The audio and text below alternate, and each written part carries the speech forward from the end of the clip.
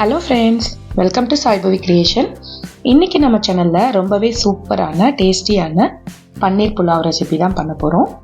அதுவும் lunch பாக்ஸ்க்கு easy and simple மெத்தடில். வாங்க எப்படி செய்யறதுன்னு பார்க்கலாம். ஃபஸ்ட்டு 1 கப் பாஸ்மதி ரைஸ் எடுத்திருக்கேன்.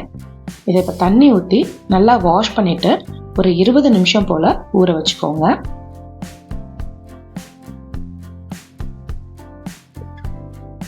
அடுத்ததாக ஒரு பேனில் கொஞ்சமாக எண்ணெய் சேர்த்துட்டு ஒரு 10லேருந்து ஒரு 15 முந்திரி பருப்பு எடுத்துக்கோங்க. இதை நல்லா ரோஸ்ட் பண்ணிவிட்டு இதை தனியாக எடுத்து வச்சிடலாம். இதோட 1 கப் அளவுக்கு பெரிய வெங்காயம் நீல வாக்கில் கட் பண்ணி சேர்த்துருக்கேன். இதையும் உதிரி உதிரியாக நல்லா ரோஸ்ட் பண்ணிவிட்டு கிறிஸ்பியாக வறுத்து எடுத்து வச்சுப்போம்.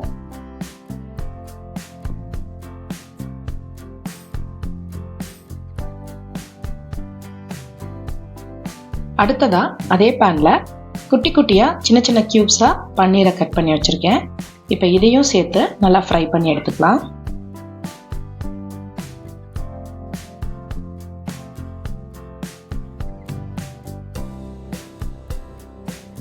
நல்லா ரோஸ்ட் ஆகிடுச்சு. இதையும் எடுத்து வச்சுருவோம்.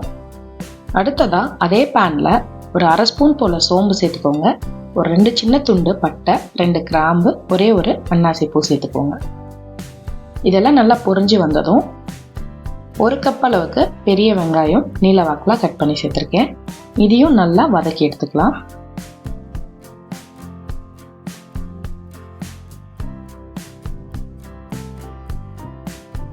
வெங்காயம் நல்லா வதங்கி வரட்டும். நல்லா வதங்கினதுக்கப்புறம் 1 ஸ்பூன் போல் இஞ்சி பூண்டு பேஸ்ட்டு, 2 பச்சை மிளகாவை நீல வாக்கில் கட் பண்ணி சேர்த்துருக்கேன். இப்போ இதையும் இந்த எண்ணெயிலே சேர்த்து நல்லா வதக்கி எடுத்துப்போம். இப்போ அடுத்ததாக ஒரு 1/4 ஸ்பூன் போல் மஞ்சள் தூள், 1/2 ஸ்பூன் போல் காஷ்மீரி மிளகாய் தூள் சேர்த்துருக்கேன்.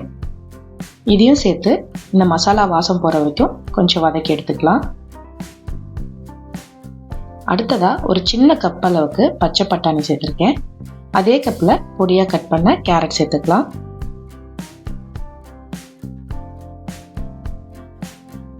இதையும் நல்லா ஒரு கிளறி விட்டுட்டு அடுத்ததாக நம்ம ஊற வச்சு வாஷ் பண்ணி வச்சுருக்க பாஸ்மதி ரைஸை சேர்த்துட்டு நல்லா இந்த வெஜிடபிள்ஸோடு நல்லா மிக்ஸ் பண்ணி விட்டுடுங்க.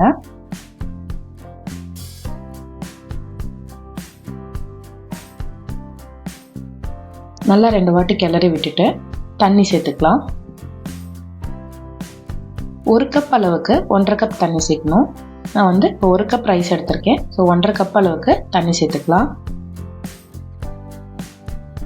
இது கூடவே தேவையான அளவு உப்பு சேர்த்துக்கோங்க.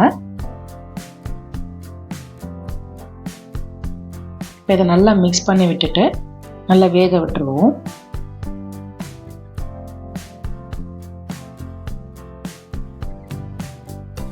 நல்லா இந்த தண்ணியெல்லாம் ட்ரை ஆகிற ஸ்டேஜில் நல்லா ஈவனாக பண்ணி விட்டுருங்க.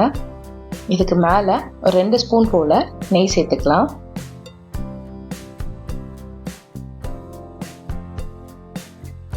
அடுத்ததாக நம்ம வறுத்து வச்சிருக்க முந்திரி பருப்பை மேலே சேர்த்துக்கோங்க.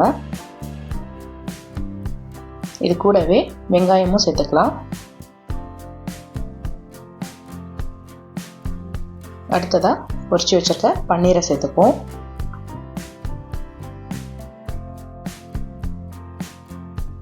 ஃபைனலாக கொத்தமல்லி இலைகளை கொஞ்சமாக சேர்த்துக்கோங்க. இப்போ ஒரு தட்டு போட்டு மூடி தம் போட்டுருங்க. ஸ்டவ்வை சிம்மில் வச்சு ஒரு 10 நிமிஷம் வேக வச்சுருங்க.